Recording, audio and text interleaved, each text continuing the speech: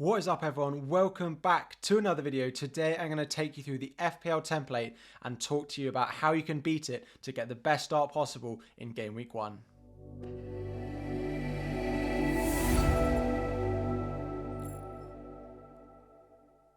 What is up everyone, FPL Harry here and welcome back to another video. So as I mentioned in the introduction, today we're going to have a look at the current FPL template and talk about how we can beat it for game week 1. I'll show you the 15-man squad that everyone is going with, the most highly owned squad you can pick at the moment that is currently forming the template, and then we will talk about a few places that we can beat it. Now I'm not going to tell you, oh, sell Salah and go and buy someone else, because that would be ridiculous, because you're not going to beat the template by selling Salah. You're probably going to fall further behind. So I'm going to pick the pieces of the template that I think you can beat and offer you a few other players of how you could potentially beat it. So first up, we start in goal, where the highest owned goalkeeper combination we have is Mendy and Gazzaniga.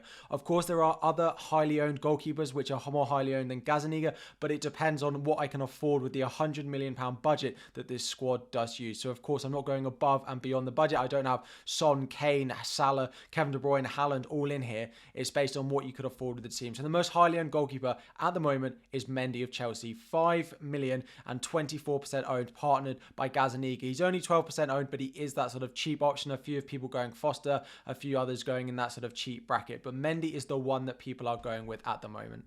Into the defense, we have Trent being the most highly owned, 7.5 million, the most expensive player, the most expensive defender in the game, but he is the most highly owned with 55% ownership.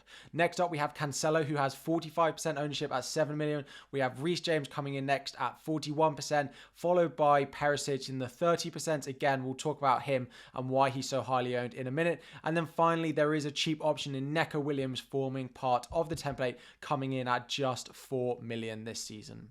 Into midfield, of course, Salah leads the way, 57% ownership, very much in line with Trent, 13.5 million, but is still the most highly owned midfielder that we have in FPL at the moment. Next up, Luis Diaz, 8 million, the third triple up. So the template does have triple Liverpool in it, 27% owned. So there is a massive drop off. Whereas for the defenders, you only drop off about 10% from first to second to third, etc. But Diaz is almost half the ownership that Salah is. Again, there was a lot more that you can do potentially in the midfield to break your template than maybe what you can do in defense. But again, we'll talk about all of those potential tactics in a moment.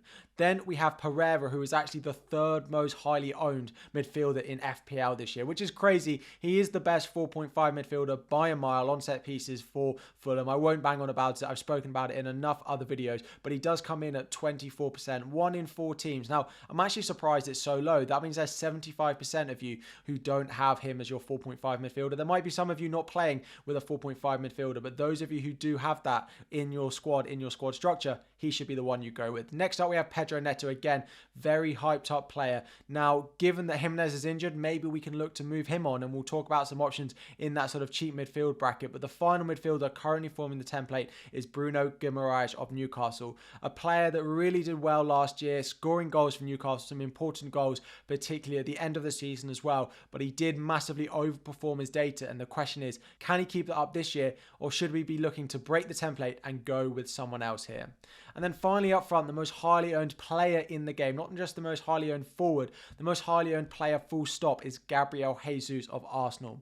Next up, we have Haaland. So again, a lot of you will be looking at a forward line that looks like this. It's either got Kane and Jesus or Haaland and Jesus, and it is very template, and it is joined by Sam Greenwood. Again, he's very highly owned, the sort of 4.5 forward of choice at the moment, coming in at 25% owned, just 4.5 million, probably got the most chance of playing out of any of those 4.5 million forwards. He is a nice option, but he does partner Jesus and Haaland, the big template front two, with that massive 50% plus ownership each. So this is the 15-man squad of the template. It is exactly 100 million. Again, the template doesn't have Son or Kane in because I couldn't drop Salah or Haaland to get them because they're more highly owned. Harry Kane and Son are reasonably highly owned, but they don't get in the template squad. So this is what we've got. But now let's look at position by position how we could potentially break it and get that boost we need to start the season.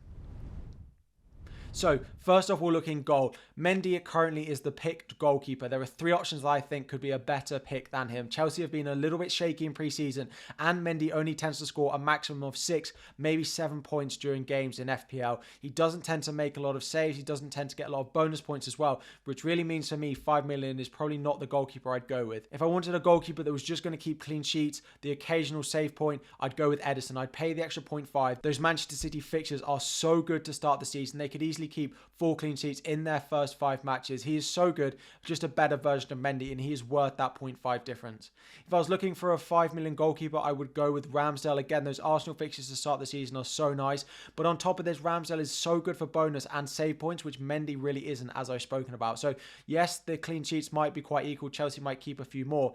As goalkeepers go, I expect Ramsdale to outscore Mendy, and Mendy plays Tottenham in game week 2. So again, the fixtures improve when you look at Ramsdale. And the final one we've got is David Raya of Brentford. Again, the 4.5 option that I would go with if I was picking one at the moment. Really like him. The first couple of fixtures are potentially a little bit more difficult with Leicester and Manchester United, but after that, from game week 3 onwards, they have one of the best runs of fixtures of any team in the Premier League at the moment.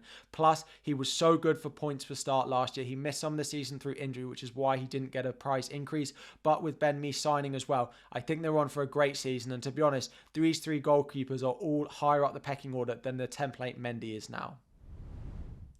Next up, moving into defence, and the one player I want to target definitely is Perisic. He's not started a game yet for Tottenham in pre-season. He has been nursing injuries. There is Sessegnon, there's Reguilon, then there are the right wing backs as well. There is so much rotation in that defence for Perisic. They have Southampton in game week 1, which I cannot see him starting, followed by Chelsea in game week 2. And again, if he's starting that game, you don't really want him in your squad, so I would look to go elsewhere. The 3 players in and around his price that I'm looking at, the first one we've got is Trippier, who's the one in my squad at the moment. Again, there will be a draft video for my team out on the channel again tomorrow lunchtime. So make sure you've liked, you've subscribed, and you've turned on notifications to get a reminder of that to hopefully give you some tips and pointers as well. Next up, we've got Matty Cash. He's probably the second most highly owned defender in this sort of price bracket behind Perisic. I really like him. Those first 3 fixtures for Aston Villa are very, very nice indeed. Again, likely to start the season much better than Perisic. And the final one we got is Zinchenko of Arsenal, moving from Manchester City now at Arsenal. He looks like he's going to start the season at left back, probably not playing that midfield role that we want from him,